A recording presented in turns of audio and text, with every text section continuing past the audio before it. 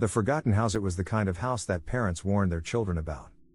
A looming Victorian mansion at the edge of town, shrouded by dead trees and ivy that twisted around its frame like constricting fingers.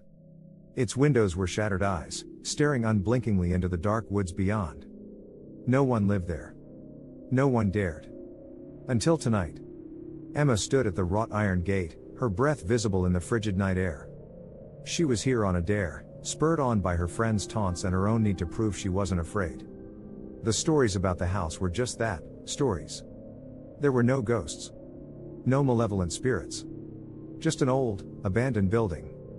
The gate creaked open under her touch, the rusted hinges groaning in protest. Gravel crunched beneath her boots as she made her way to the front door. The wind carried a faint, whispering voice. It was probably just the breeze. Probably. Emma didn't believe in ghosts. Not yet. Chapter 1, the entryway. The front door was unlocked, swinging open with a low moan. Emma hesitated on the threshold, shining her flashlight into the yawning darkness. The beam illuminated peeling wallpaper, a grand staircase cloaked in shadows, and a chandelier draped in cobwebs. The air smelled of rot and damp wood. She stepped inside. The door slammed shut behind her. Emma whirled around, yanking on the handle, but it wouldn't budge. Panic bubbled in her chest, but she forced herself to stay calm. It was an old house. Doors stuck. That was all. A sudden thud echoed from upstairs. Her heart pounded. Maybe it was just the wind. Or an animal. She crept forward, her footsteps muffled by a thick layer of dust. The hallway stretched endlessly in both directions, lined with portraits of people whose eyes seemed to follow her every move.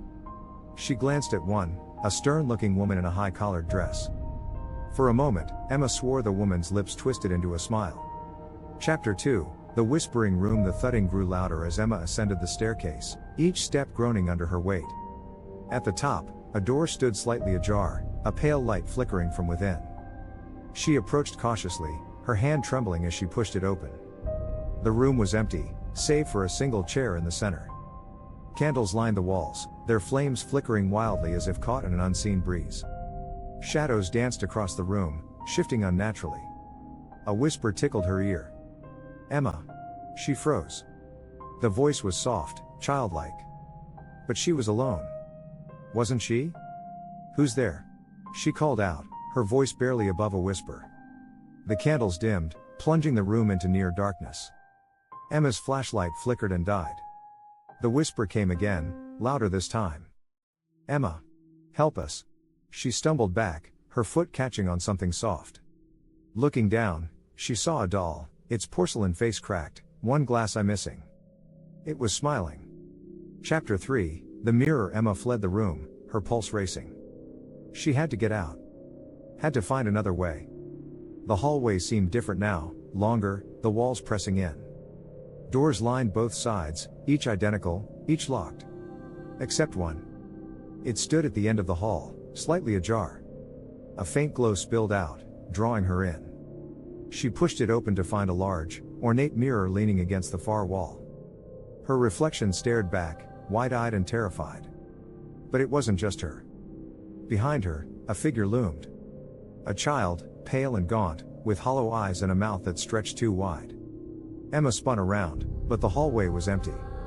She turned back to the mirror. The child was closer. Help us, Emma, it whispered, placing a cold, translucent hand against the glass.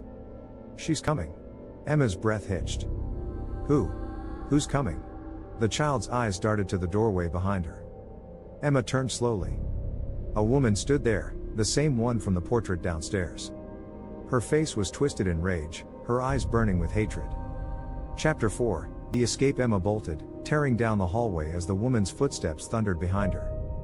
The house groaned, the walls warping, the ceiling sagging as if the entire structure was alive, trying to trap her. She reached the staircase, but the steps crumbled beneath her feet. She fell, landing hard on the ground floor, pain shooting through her leg.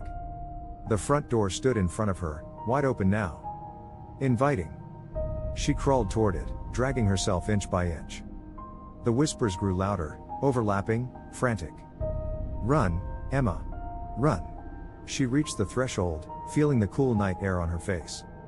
Just as she pulled herself over the threshold, A hand grabbed her ankle, ice cold and relentless. Emma screamed, kicking wildly. The hand released, and she scrambled to her feet, running as fast as she could down the gravel path. The whispers followed her, fading as she reached the safety of the streetlights. She turned back. The house stood silent, dark. The door was closed, as if it had never been open. Epilogue. Emma never spoke about that night. Her friends asked, but she couldn't find the words. The house remained, untouched, waiting. One night, months later, Emma received a package. Inside was a single item. The doll. Its cracked face was still smiling. The end.